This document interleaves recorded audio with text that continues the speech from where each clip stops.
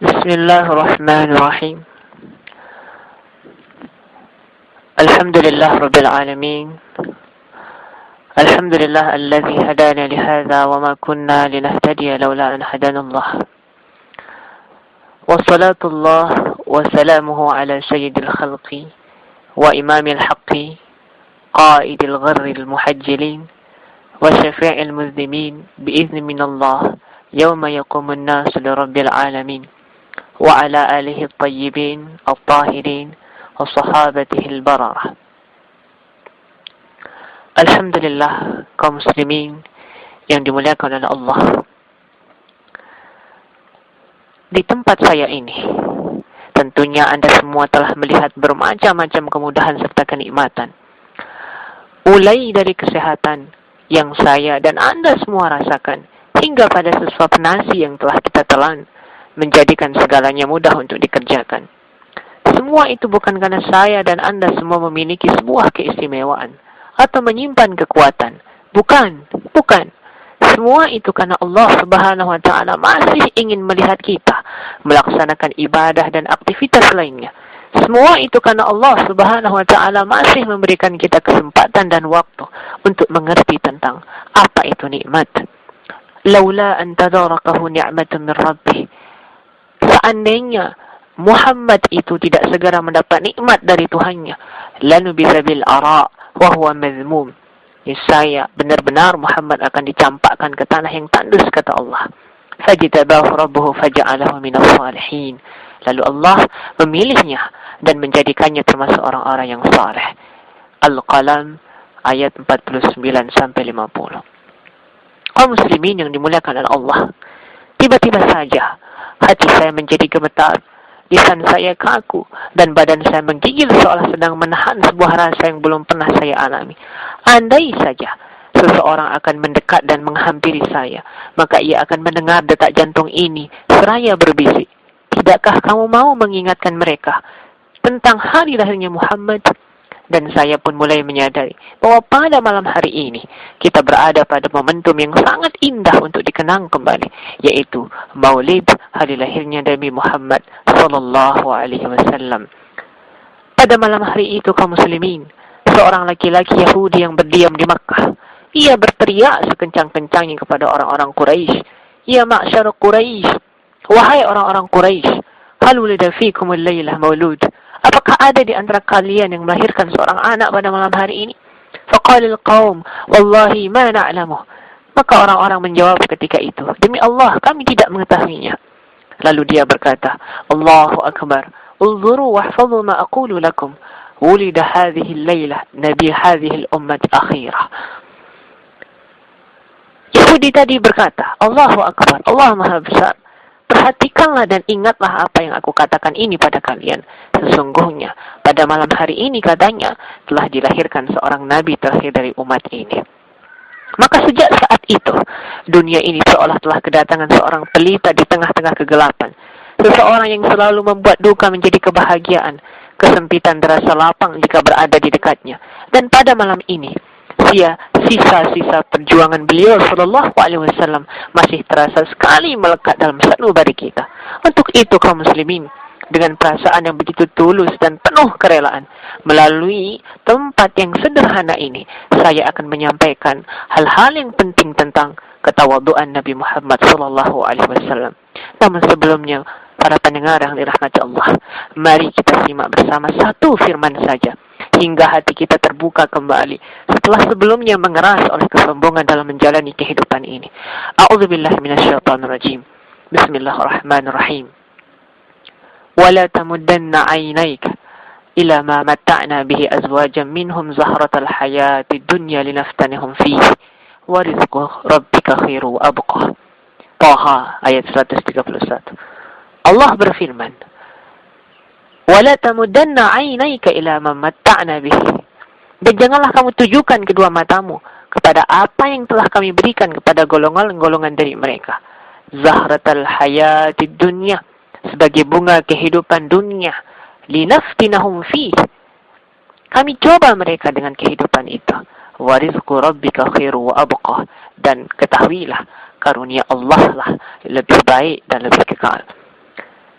Kaum muslimin yang dimuliakan oleh Allah, ayat yang telah kita simak bersama tadi adalah contoh kecil dari perilaku hidup kita sehari-hari. Tidak ada yang terasa indah, selalu mengeluh dan menuntut sesuatu yang melebihi dari apa yang orang lain miliki. Kita tidak akan merasa puas hingga seseorang yang telah mengejutkan kita, seseorang yang telah mengejutkan kita dengan hartanya, dengan jabatannya, dengan kepandaiannya, memperoleh malapetaka di hadapan mata kepala kita sendiri. Hingga pada akhirnya, tidak sedikit pun yang tersisa dari hartanya, jabatannya, kepandaiannya. Dan pada saat yang sama, kita berharap besar akan segera memperoleh hal yang telah binasa dari orang tersebut. Kemudian setelah itu, para pendengar yang dirahmati Allah, muncullah sebuah rasa dalam hati kita, rasa cinta yang berlebihan terhadap dunia ini. Muncullah perilaku-perilaku yang menunjukkan, inilah aku, inilah milikku, yang lain tidak memilikinya kecuali aku. Na'udzubillah. Oleh sebab itu, ayat tadi memberikan isyarat kepada kita semua, termasuk saya, agar tidak memanjangkan arah pandangan kita menuju perhiasan-perhiasan duniawi, seperti harta dan jabatan. Apakah kita belum mengetahui, ataukah sengaja tidak menyadarinya, bahwa tidak akan ada sesuatu yang mampu membuat kita terlihat berbeda di hadapan Allah Subhanahu wa Ta'ala kecuali iman dan takwa, wajah dan paras yang gagah, kedudukan yang tinggi, kepandaian otak, harta yang berlimpah, sedikit pun tidak akan mampu memikat Allah Subhanahu wa Ta'ala, tidak akan mampu memikat Allah Subhanahu wa Ta'ala, tidak akan mampu membuat Allah Subhanahu wa Ta'ala berpihak hingga Allah melihat ada iman dan takwa dalam diri kita. Dan salah satunya adalah perilaku hidup yang menganggap semua kelebihan itu hanya ada pada sisi Allah, dengan bahasa lain yaitu selalu bersikap tawaddu'. Wa ma amwalukum wala auladukum billati tuqarribukum indana zulfa illa man amana wa amila salihan fa ulaika lahum jazaa'ud dhi'fi bima amilu wa hum fil ghurfati aminun. Dan sekali-sekali kata Allah, bukanlah harta dan bukan pula anak-anak kamu yang mendekatkan kamu kepada kami sedikit pun. Illa man amana wa amila salihah, kecuali orang-orang yang beriman dan mengerjakan amal saleh yang mendekatkan kalian kepadaku, kata Allah. Faulaika lahum jazaa'ud dhi'fi bima amilu. Mereka itulah orang-orang peroleh balasan yang berlipat ganda disebabkan apa yang telah mereka kerjakan. Wa hum fi ghurfati aminun. Dan mereka suatu saat nanti aman sentosa di tempat-tempat yang tinggi dalam surga Allah. Surah As-Saba ayat 37. Para pendengar kaum muslimin yang dirahmati Allah, sahabat Nabi Ibnu Abbas radhiyallahu anhu wa ardhah pernah menuturkan, suatu ketika Allah mengutus malaikat kepada Nabi Muhammad sallallahu alaihi wasallam, dan malaikat itu berkata kepada beliau, "Ya Rasulullah, ya Muhammad, innallaha yukhayyiruka baina an takuna 'abdan nabiyya wa baina an takuna malikan nabiyya." Wahai Muhammad, kata malaikat, sesungguhnya Allah menyuruhku ke sini, memberikanmu pilihan istimewa. Apakah kamu ingin menjadi seorang nabi hamba biasa, atau seorang nabi sekaligus menjadi seorang raja? Faqala Rasulullah. Kemudian Rasulullah menjawab dengan penuh kerendahan, bal akunu abadan nabiyya. Tidak, aku bahkan memilih menjadi seorang nabi hamba biasa saja. Subhanallah. Keadaan yang sering terbalik dalam kehidupan kita, ketika Nabi Muhammad SAW lebih memilih sebagai seorang hamba biasa, tetapi kita justru sampai detik ini ingin menjadi sosok terhebat yang pernah ada, bukan dengan tujuan menghalangi manusia menggapai keinginannya, akan tetapi membuka kembali kesadaran manusia tentang siapakah yang memiliki kekuasaan itu, siapakah yang memiliki kemuliaan itu. Dialah Allah Subhanahu wa Ta'ala. Maka tatkala seorang hamba tahu dia tak akan pernah menjadi besar, seorang hamba tahu dia tak akan pernah menjadi besar, berarti ia telah beriman kepada Allah Subhanahu wa Ta'ala. Ia telah membesarkan Allah, bahwa Allah lah yang memiliki semuanya. Sehingga bila hari ini kita berada dalam kekayaan, jabatan tinggi, kepandaian, maka tidak satu helai pun dari itu semua yang kita akui bagian dari milik kita. Semua itu hanyalah milik Allah Subhanahu wa Ta'ala. Allahu Akbar, Allahu Akbar, Allahu Akbar. Para pendengar yang dimuliakan oleh Allah, memperingati Maulid Nabi Muhammad SAW tidak hanya menjadi tradisi umat saat ini saja, bahkan oleh sejumlah ulama dan raja-raja besar Islam sebelumnya. Di antara mereka yang melakukan sekaligus memberikan fatwa terhadap hukum memperingati Maulid Nabi SAW adalah: 1. Al-Imam Al-Hafiz As-Suyuti dalam kitab fatwanya dalam bab walimah memberikan jawaban atas sebuah pertanyaan. Apakah hukum peringatan Maulid Nabi sallallahu alaihi wasallam yang dilaksanakan pada bulan Rabiul Awal, dan apakah perbuatan itu termasuk terpuji ataukah malah tercela? Kemudian beliau memberikan jawaban, redaksinya seperti ini. Beliau, Imam As-Suyuti berkata, anna aslah amalil maulid alladhi huwa ijtima'un nas wa qira'atu ma tayassara minal Qur'an wa riwayatul ikhbaril waridah في مبدأ أمر النبي وما وقع في مولده من الآيات ثم يمد لهم سباط يأكلونه وينصرفون من غير زيادة على ذلك من البدع الحسنة التي يثاب عليها صاحبها لما فيه من تعظيم قدر النبي وإظهار الفرح والاستبشار بمولده الشريف. Artinya, pokok hukum dari peringatan Maulid, kata Imam As-Suyuti, yang terdiri dari perkumpulan manusia dan pembacaan Al-Quran dan riwayat seputar Nabi dan peristiwa yang dialaminya, kemudian terdapat hidangan yang dimakan.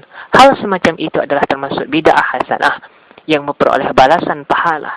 Sekali lagi kami tekankan, hal itu merupakan termasuk bid'ah hasanah yang memperoleh balasan pahala bagi pelakunya karena mengagungkan Nabi SAW serta menampakkan kegembiraan dan rasa optimis karena kelahiran Nabi yang mulia. Kedua, Al-Imam Al-Halabi menyebutkan dalam kitab sirahnya bahwa Imam As-Subki pernah berkumpul dalam satu majlis pada saat Maulid Nabi SAW bersama para ulama pada masanya, kemudian mengumandangkan pujian-pujian kepada Nabi SAW. Yang ketiga, Imam Abu Syamah, salah seorang guru Imam Nawawi, dia pernah berkata, "Wa min ahsani ma btada'a fi zamanina ما يفعل كل عام في اليوم الموافق ليوم مولده من الصدقات والمعروف وإظهار الزينة والسرور." Dan di antara bid'ah hasanah yang dilakukan pada zaman kami, kata Abu Syamah, yaitu sesuatu yang dilakukan setiap tahun pada hari yang disepakati terhadap lahirnya Nabi sallallahu alaihi wasallam, seperti sedekah, kebaikan, menampakkan perhiasan dan kegembiraan. Yang keempat, Imam As-Sakhawi pernah berkata, Inna amal al-maulid hadatha ba'da al-qurun thalatha thumma la zala ahlul Islam min sa'iril aqtar wal mudil kibar ya'maluna al-maulid. Sesungguhnya peringatan maulid, kata Imam As-Sakhawi, terjadi setelah abad ketiga. Kemudian setelah itu umat Islam di penjuru dunia senantiasa melakukannya. Yang kelima, Al-Imam Ibnu Katsir dalam kitab sirahnya yang terkenal yaitu Al-Binayah wa Nihayah jilid 13 halaman 139 menyebutkan bahwa seorang raja yang bernama Muzaffar atau Abu Sa'id Al-Kaukabari merayakan Maulid Nabi SAW secara besar-besaran. Beliau mengundang sejumlah ulama serta pemuka sufi dalam peringatan Maulid tersebut. Imam Ibnu Katsir menyebut Raja Muzaffar sebagai seorang laki-laki yang pemberani, bijaksana dan mulia pada masanya. Yang keenam, Syekhul Islam Ibnu Taimiyah dalam kitabnya Iqtida'us Siratal Mustaqim halaman 266 cetakan Darul Hadis menjelaskan perkara seputar Maulid. Redaksi beliau mengatakan, begitu pula suatu hal yang diadakan oleh sebagian manusia, entah karena meniru orang Nasrani dalam perayaan lahirnya Isa alaihissalam atau karena kecintaan kepada Nabi Muhammad SAW dan untuk memuliakan beliau, dan Allah sungguh akan memberikan pahala atas kecintaan dan kesungguhan mereka itu. Lalu Syekhul Islam Ibnu Taimiyah berkata, sesungguhnya ini belum pernah dilakukan oleh salaf meskipun adanya alasan yang mendukungnya dan tidak ada alasan yang melarangnya. Keterangan ini saya nukil dari Syekh Alwi Al-Maliki dalam kitabnya Haul Al-Ihtifal bi Dzikril Maulidin Nabi Syarif. Kaum muslimin, para pendengar yang dirahmati Allah, beberapa keterangan yang saya sebutkan sebelumnya secara representatif cukup mewakili golongan-golongan yang mendukung eksistensi Maulid Nabi SAW dalam lingkup hazanah Islam. Adapun saudara-saudara kita yang tidak memiliki pemahaman ataupun argumentasi hujjah yang sama agar melihat faidah dari perbedaan yang ada. Betul memang tidak ada perbedaan dalam kebenaran, karena kebenaran itu hanyalah satu. Tetapi prinsip itu tidak dapat dimonopoli, seolah buah dari kebenaran itu hanyalah satu. Justru, kuatnya satu kebenaran harus mampu membuktikan seluruh aspek syariat Islam, baik dalam konsep qat'i maupun dhanni. Berapa banyak musuh-musuh Islam, saudara-saudara yang dirahmati Allah, dikuatkan oleh umat Islam itu sendiri. Hari ini, kita tidak lagi bangga mencari titik kebenaran agama Allah di tengah-tengah munculnya agama dan keyakinan lain yang nyata-nyata sesat dan menyesatkan. Apakah kita belum puas hingga saudara-saudara seiman yang berbeda dengan kita terkapar dalam keadaan memalukan di hadapan kita sendiri? Dalam momentum Maulid Nabi Sallallahu Alaihi Wasallam ini, setuju ataupun tidak, dikatakan bid'ah ataupun baik, sesungguhnya itu bukan suatu alasan yang halal untuk mendatangkan dosa-dosa berikutnya. Terlebih jika Maulid Nabi Sallallahu Alaihi Wasallam ini dianggap sebagai kebiasaan orang-orang ateis, orang-orang tidak meyakini adanya eksistensi Tuhan yang berasal dari dinasti Fatimiyah. Na'udzubillah min kulli dzalik. Para pendengar yang dirahmati Allah, sampailah kita pada akhir kalam. Tidak ada hal yang paling kita harapkan setelah ini kecuali semakin tawadhu dalam berperilaku dalam kehidupan kita sehari-hari. Dan momentum Maulid Nabi Sallallahu Alaihi Wasallam ini tentu tidak akan berlalu begitu saja tanpa sebuah pelajaran tentang kehidupan yang pernah dilalui oleh baginda Nabi Sallallahu Alaihi Wasallam. Maka demi rasa cinta kita kepada beliau, saya mengajak kita semua untuk meneladani satu saja dari sekian akhlak beliau, yaitu selalu bersikap tawadhu dalam berharta, jabatan dan kepandaian. Dengan begitu, lahirlah rasa ketenangan dalam hati, serta akan dijauhkan dari semua penyakit hati, insyaAllah. Amin. Amin ya Rabbal Alamin. Saudara-saudara kaum muslimin, akhirnya saya hamba Allah mohon maaf atas kehilapan tutur dan kata. Semua kebenaran saya kembalikan kepada Allah. Subhanaka la ilma lana illa ma 'allamtana innaka antal alimul hakim. Billah taufiq wal hidayah wal afu minkum. Wassalamualaikum warahmatullahi wabarakatuh.